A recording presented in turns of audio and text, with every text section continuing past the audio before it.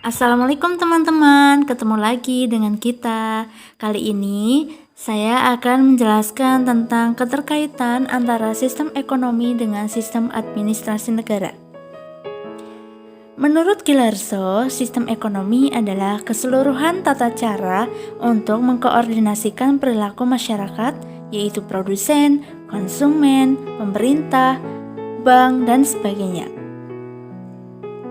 Dalam menjalankan kegiatan ekonomi berupa produksi, distribusi, konsumsi, dan investasi, sehingga terbentuk satu kesatuan yang teratur dan dinamis, dan kekacauan dalam bidang ekonomi dapat dihindari.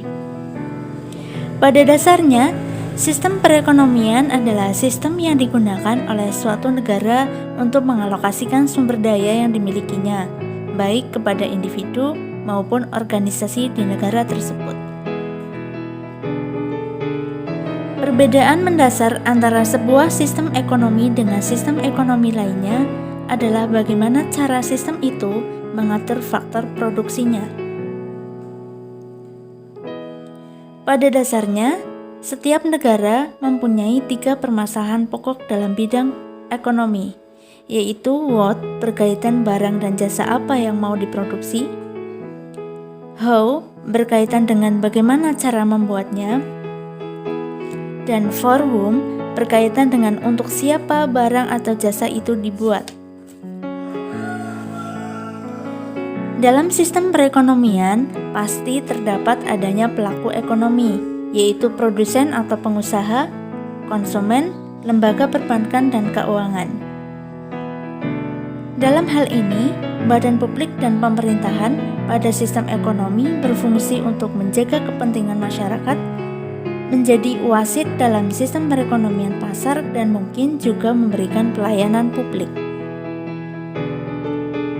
Kemudian pada model perekonomian tertutup, di banyak negara berkembang pada umumnya, terdapat kekurangan atau kerugian di pihak konsumen. Dalam jangka panjang, sering terjadi kecenderungan pengelompokan produsen tertentu yang menguasai pasar secara dominan. Guna mengurangi hal tersebut, maka diperlukan sistem administrasi negara yang berfungsi untuk melakukan koreksi atas sistem pasar yang tidak efisien dan tidak adil. Administrasi negara bertujuan untuk mencapai kesejahteraan umum. Kesejahteraan pasti akan berkaitan dengan ekonomi.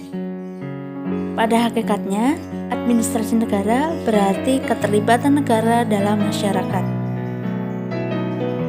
Administrasi negara berorientasi pada non-profit, sehingga AN di sini mencoba menciptakan kemakmuran pada masyarakat tanpa menghasilkan kerugian.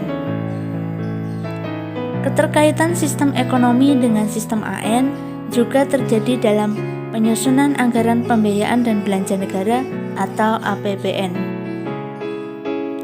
AN berperan sebagai pengambil kebijakan dalam rancangan dan persetujuan APBN. Begitu pula sebaliknya, ilmu ekonomi menentukan para alat administrasi negara dalam menentukan APBN, karena APBN harus dibuat berdasarkan keadaan ekonomi negara dan kebutuhan-kebutuhan negara. Di sistem AN juga terdapat ilmu ekonomi, yaitu manajemen. Salah satu tokoh dalam hal tersebut yaitu Luther H. Gulick yang mengembangkan 7 fungsi Postekop, yaitu planning atau perencanaan, organizing atau pengorganisasian, staffing atau penyediaan staff, directing atau pengarahan, coordinating atau pengkoordinasian, reporting atau pelaporan, dan budgeting atau penganggaran. Dari ketujuh hal tersebut, diharapkan sistem AN dalam pembuatan kebijakan harus mempertimbangkan hal-hal yang berkaitan dengan perekonomian. Dari analisis perekonomian, dapat memberi sumbangan bagi administrasi negara dalam pembuatan kebijakan.